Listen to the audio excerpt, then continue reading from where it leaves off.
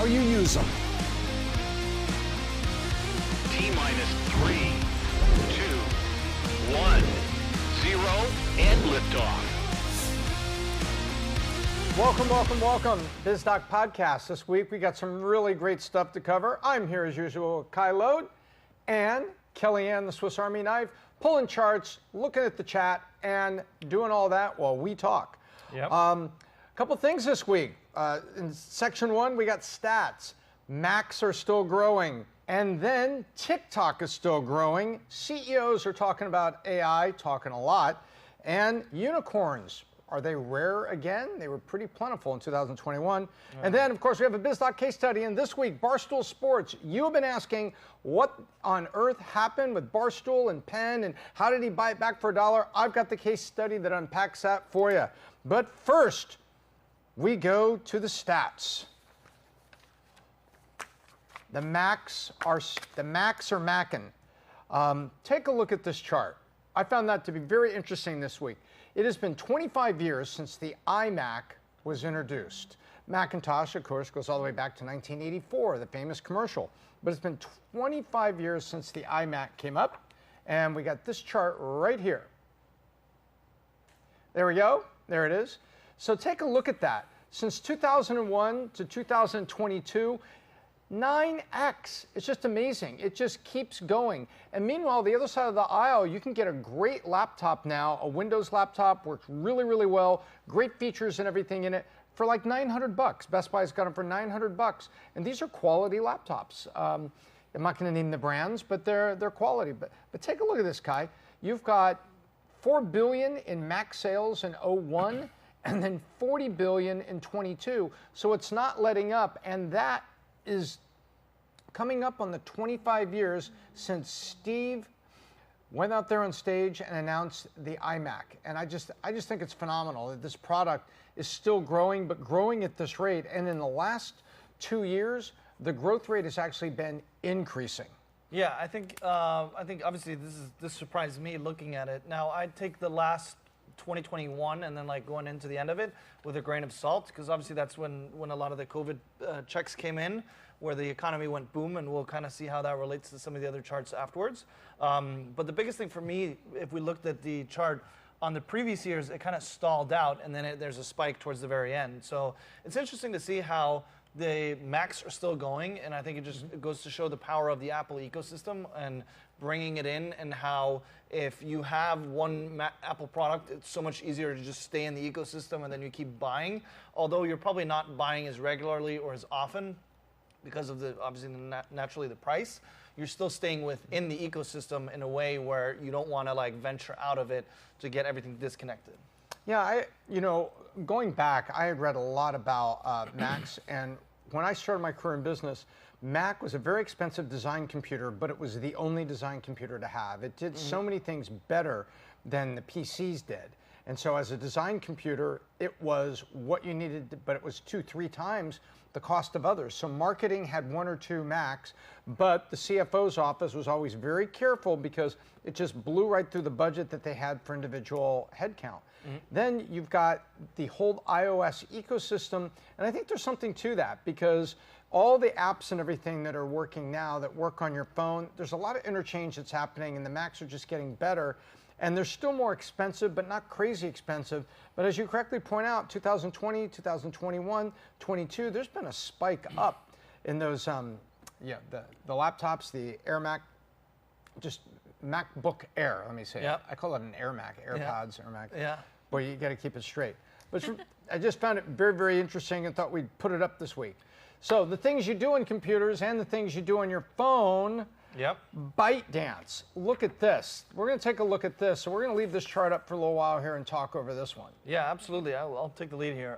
So obviously we see on this chart the annual revenue since being founded.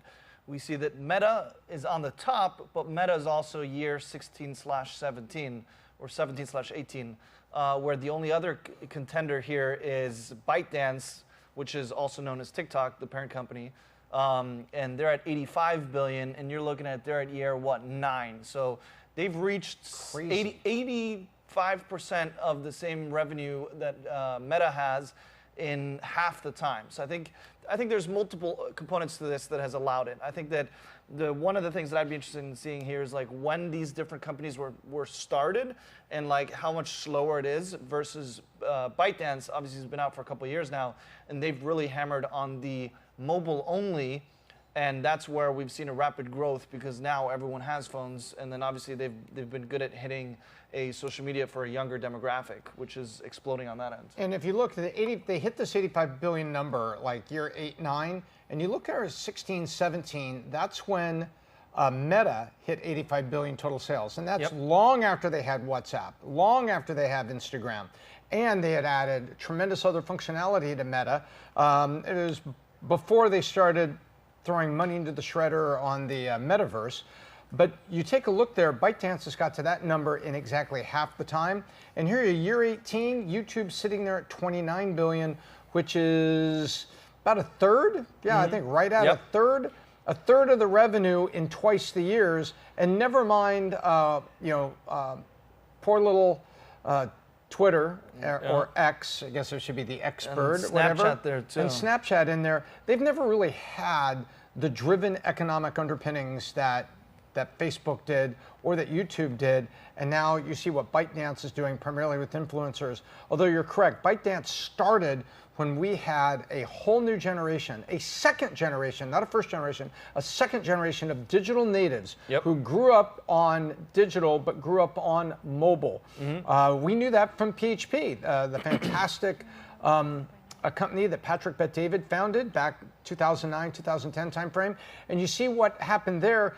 The software that he built had to have mobile components because they demand it, because they don't, the generation that became insurance agents on this incredible platform that Patrick built, they don't go to Starbucks like their moms, dads, aunts, and uncles did and sit there for 3 hours with the laptop. They're on mobile. They're on the larger mobile screens, the iPhone Plus, and it's got to work at least partially well on the phone. So not only are they digital natives, they're mobile digital natives, and that is the group that ByteDance has figured out that ad model to, and they've got to $85 billion. Let alone the algorithm. Obviously, the TikTok algorithm is something else where they're getting them hooked in, and people are really seeing a lot on that end. The other interesting part that I looked at on the numbers here is ByteDance is more than 2x YouTube, Twitter, and Snapchat combined.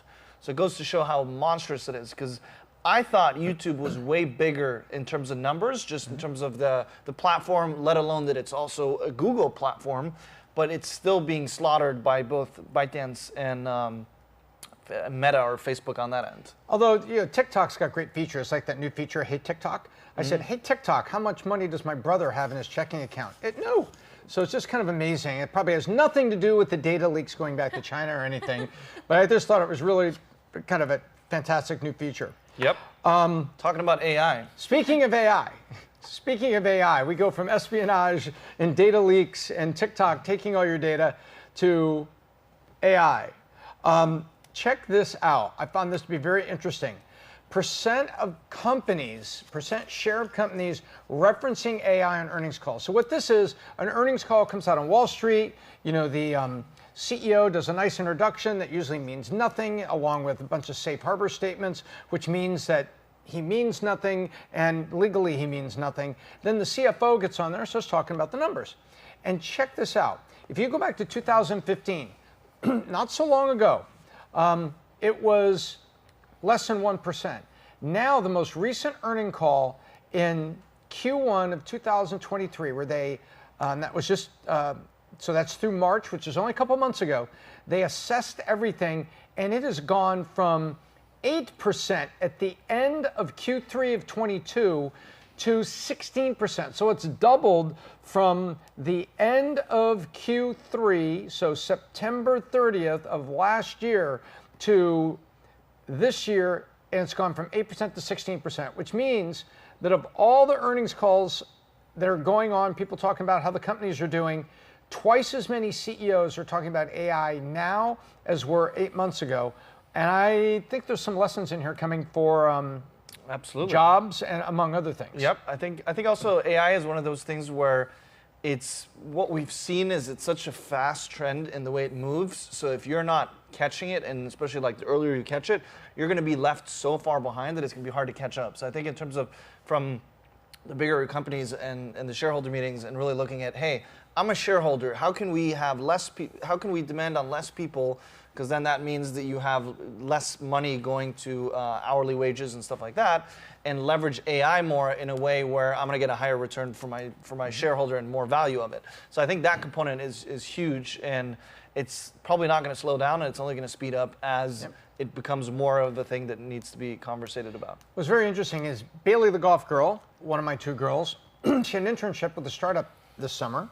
I won't say who. She has a little non-disclosure agreement.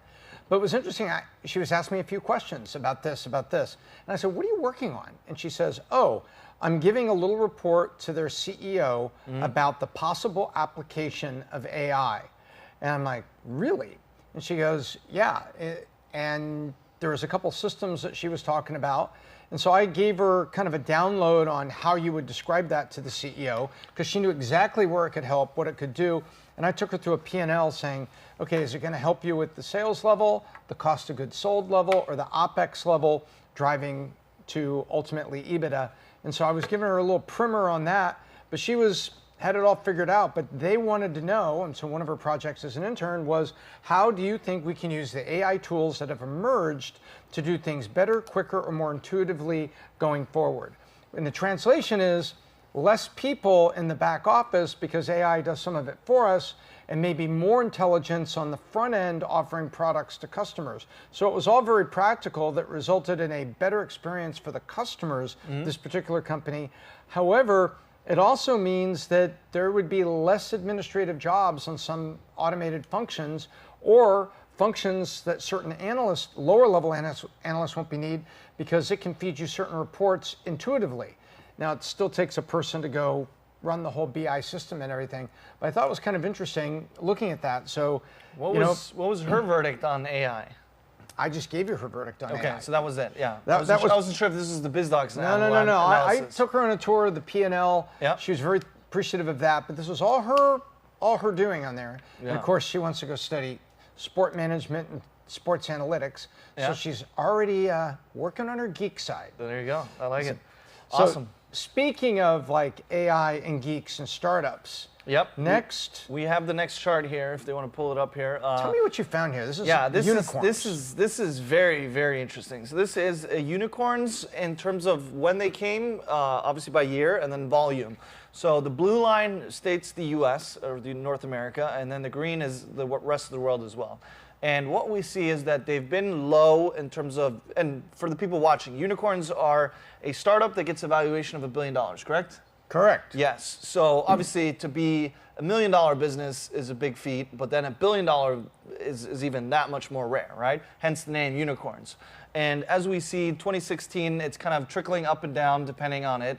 And then really up until the end of 2020, and then 2021, it just takes off. They went from unicorns to horses at that point for a solid 2.5 years until it kind of tapers off. Now, going back to then the first chart we were looking at in terms of referencing with the IMAX, we're seeing the same spike up in the same period, which for me then kind of indicates the big COVID spending, and then definitely COVID spending and the stimulus to the economy, because a lot of that was going back into the tech companies that are leveraged and getting big valuations and stuff like that.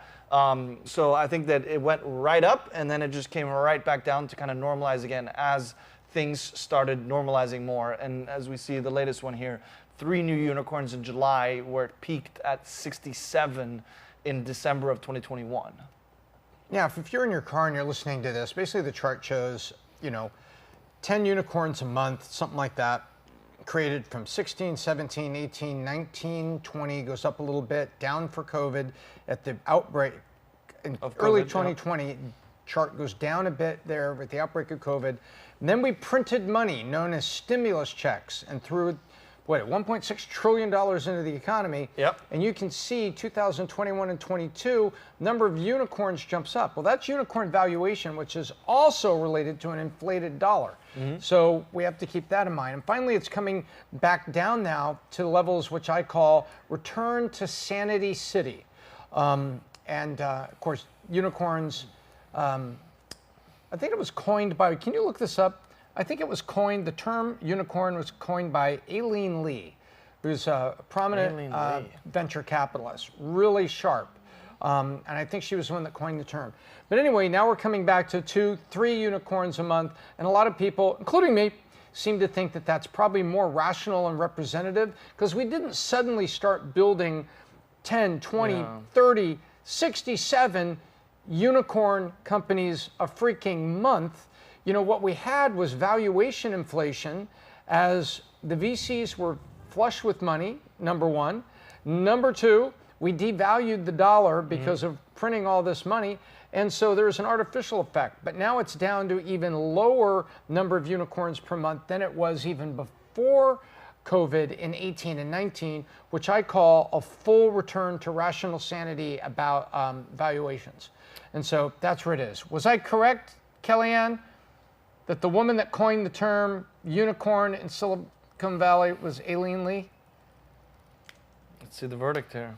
She's devoted to finding the answer. Yeah, anyway. She's digging into it here. But no, I think obviously it just goes to show how out of nowhere we didn't suddenly get 67 in times. 2013. Say what? 2013. Aileen Lee of Cowboy Ventures or something? Cowboy Eileen Ventures. Lee in 2013 coined the term unicorn startup. There you go.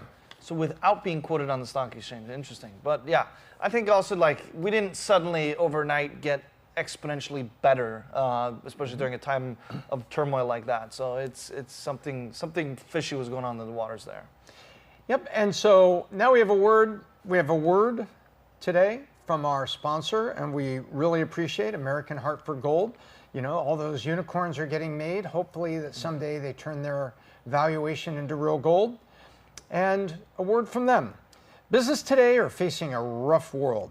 Banks are failing, inflation is never ending, and a looming recession threatens to wipe out stock value. That's bad for business, but even worse for retirement funds, especially your retirement fund.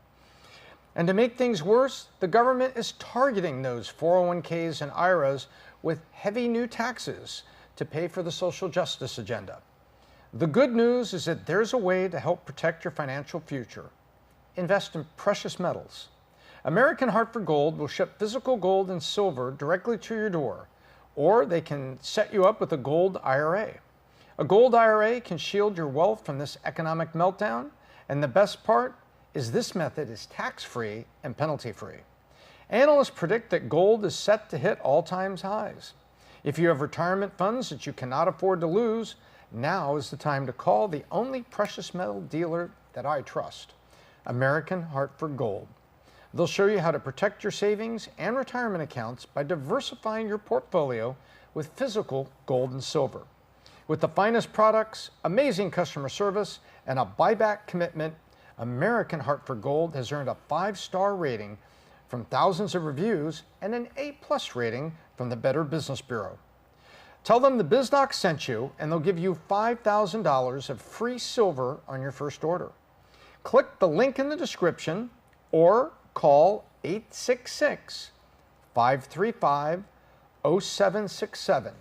For those of you that are watching, it's on the screen. 866-535-0767. Or from your mobile, just text BIZ, B-I-Z, to 65532. Again, text BIZ, B-I-Z, to 65532 from your mobile phone. Our thanks to American Hartford Gold. Okay, I found my board. All right. Here we have a little case study real quick on what happened at Barstool Sports. You probably saw the headlines. Somehow, Dave Portnoy, the founder, buys it back for $1. What all happened? Well, first thing I'm going to do, I'm going to take you on a really fast ride. Some of you may not be clients or customers of Barstool Sports. It may be a brand, and for what they do, they have a take on sports, a take on gambling, fantasy, and many other things of life, relationships too. They get a little edgy. But that may not be something you watch. I wanted to take you through it so you can kind of see what it's all about. So real quick, once upon a time, Barstool Sports was founded by this guy, Dave Portnoy, who's holding up pizza there, symbolic of he does pizza reviews of pizzerias and pizza everywhere. It's like a little side show, not a side show, it's an additional show off to the side of the Barstool Sports programming where you'll see him giving ratings and everything on crust and taste and flavor. That's Dave. And back in 2003, Barstool Sports started as a newspaper, a little newspaper that was in Boston. And from there, it became a media empire, and it followed this flow. So I'm going to take you through real quick. 2003, the print became the website, as online basically became digital print of the future. Then they went into radio. And then from radio, they were on Sirius XM radio for a while. I think that ended in 2021, I'm pretty sure. And then that led to those radio shows, because they had a whole channel, I think it was channel 85 or something, that was on Sirius XM, programmed throughout the day. Well, each one of those programming slots became a podcast, which is sort of online radio, if you think of it that way.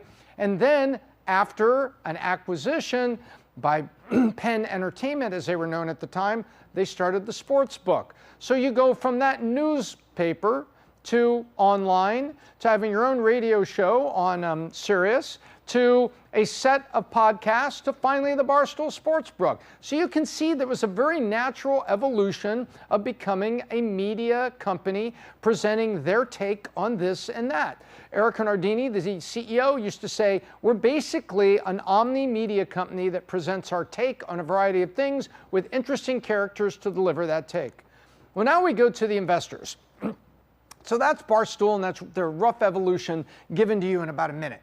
The investors, they started out, it was founded by Dave, and then the Chernin Group in 2016, they acquired 51% of it. You may recall that Dave did a big deal about it, did an emergency press conference and announced that the Chernin Group had acquired 51%. They were moving to New York, and that Eric Nardini, a couple months after they announced this, I think this was in January, and by July, I think is when Erica was announced CMO, but everything was, and she was the CMO, announced as CEO, and with Dave Portnoy staying on with full creative control of everything that happened. And then in 2018, Chernin was said to have invested another $25 million in the enterprise at about $100 million valuation. Okay, that's how they got there, Tom, but how on earth did Penn get involved? Well, here's where it happened. This is the old logo for Penn National, which looks something like a head-on collision between a, kind of a Vegas icon and the University of Maryland. And they announced that they were buying 36% of Barstool Sports in 2020.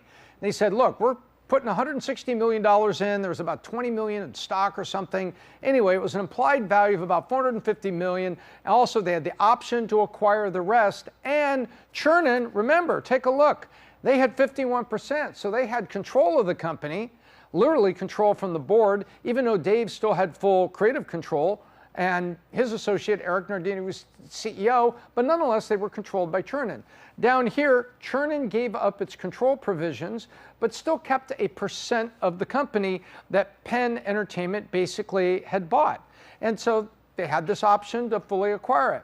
So remember, that's about the time Barstool Sports book was announced, and Penn also changed their logo to something a little bit more modern and interesting. So you can see what I mean.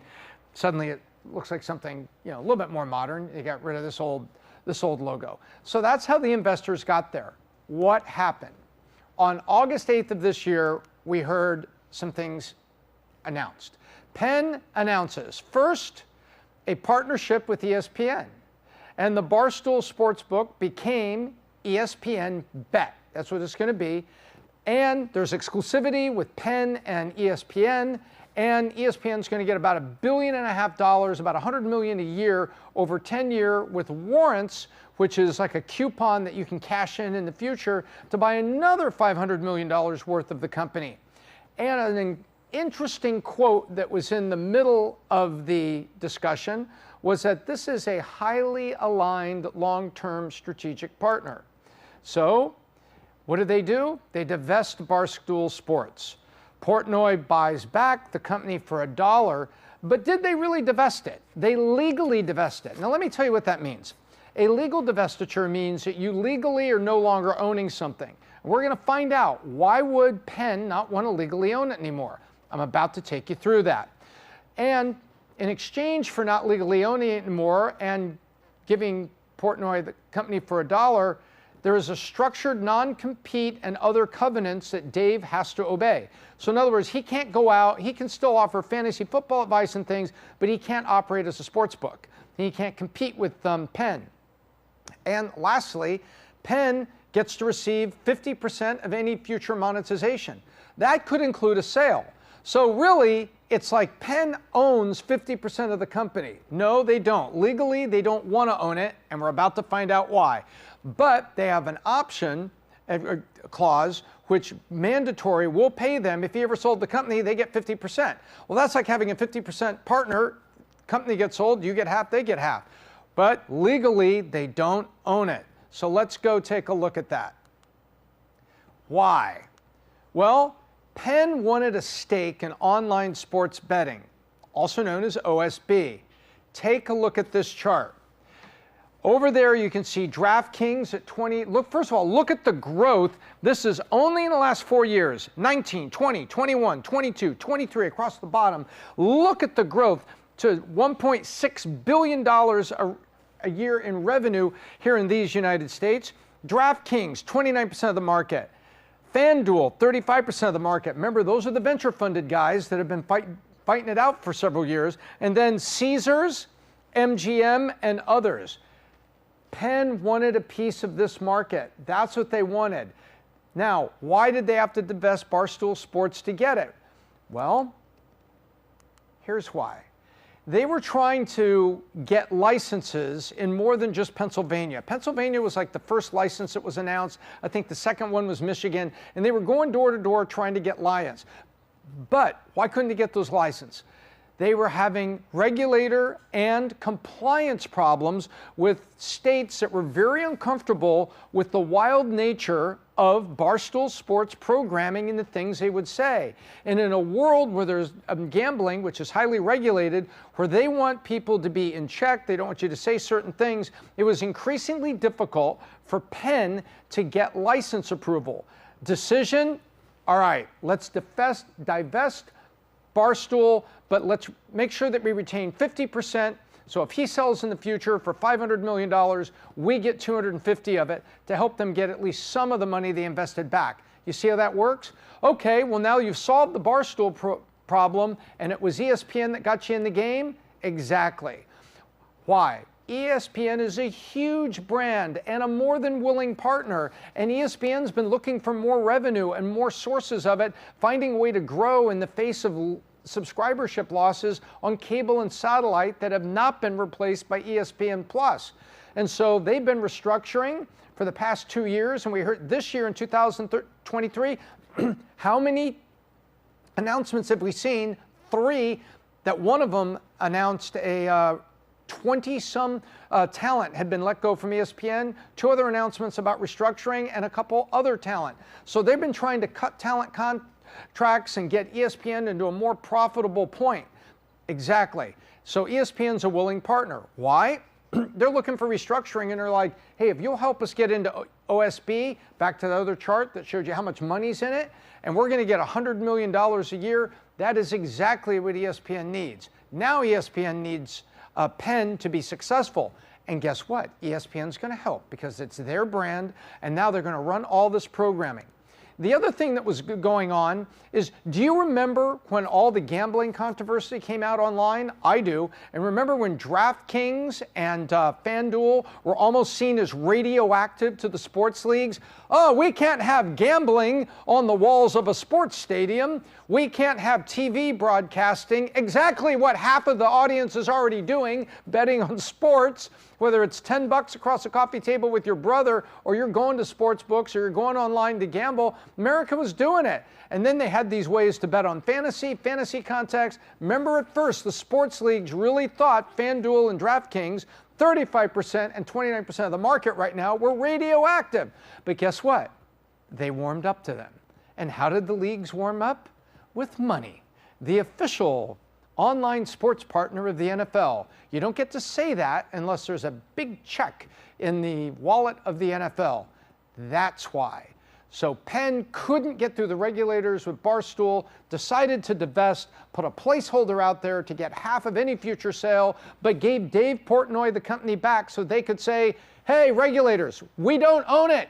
He owns it. He's got control and he owns the whole thing. We just have an agreement with him that he won't compete with us, and if he ever sells in the future, we get a bunch of money. But we're no part of that. We're over here with ESPN, our new best friend. And now that is what Penn is doing. Penn is getting ESPN into the game. ESPN is putting a brand to get Penn into the game, and they're going after that chart I showed you to take a chunk out of FanDuel, take a chunk out of DraftKings, and maybe try to get a chunk out of Caesars and MGM, which are also big online sports betting providers, as you saw there. And that's how this happened. So, ladies and gentlemen, that is how Barstool Sports returned for its next chapter, with Dave Portnoy owning what once upon a time he owned, in the next episode that I call The Return of the Jedi. Dave Portnoy. That's it. Thank you so much. That's the story, and that's how it went. Back to the studio. I love my case studies. I hope you love them too. I do them because I want to leave you better than I found you, with information that's helpful to help your business go higher. And at Valuetainment, we have something else to help your business go higher, the Vault Conference. Coming up on August 30th to September 2nd in Hollywood, Florida, which is on the coast around the corner from Fort Lauderdale Airport. These people will be there along with the guy I'm hiding, Patrick Bet-David, the founder of Valuetainment and the founder of the Vault Conference, to provide all sorts of sessions on building your business, extending your business, management for your business, strategy, over the 2 days down there at the Diplomat Hotel. He also has some special guests this year, such as Tom Brady, who will talk about building teams with different players and yet winning championships with those different players and rebuilding teams. Well, that's something you and I do when we lose key employees. We have to rebuild teams. Do you think Brady's got some message in there for your business? You bet. We also have Mike Tyson is going to be there, and he talks about always have a strategy before you get in the ring. And sometimes the game plan goes away the first time you get hit in the mouth, but you have to replan. Mike is great, and he's very inspiring, and I like listening to him because I kind of feel that even as the sportsman and a boxer that he was, he provides really clever insights on how you reshuffle the deck when you get hit in the mouth in your business, and about the mindset to keep. Really fun to listen to. And this year, if you've read the book Unreasonable Hospitality and you know about that wonderful restaurant, 11 Madison Park in New York, Will Guidara will be there talking to Patrick Bet-David about all the techniques that he put in place to make his restaurant #1. That is part of the whole package of value we have there. If you're already coming to the Vault, think about bringing a couple of your staff people, because I'm also going to do a special session on raising capital, building pitch decks, and getting ready for that sale.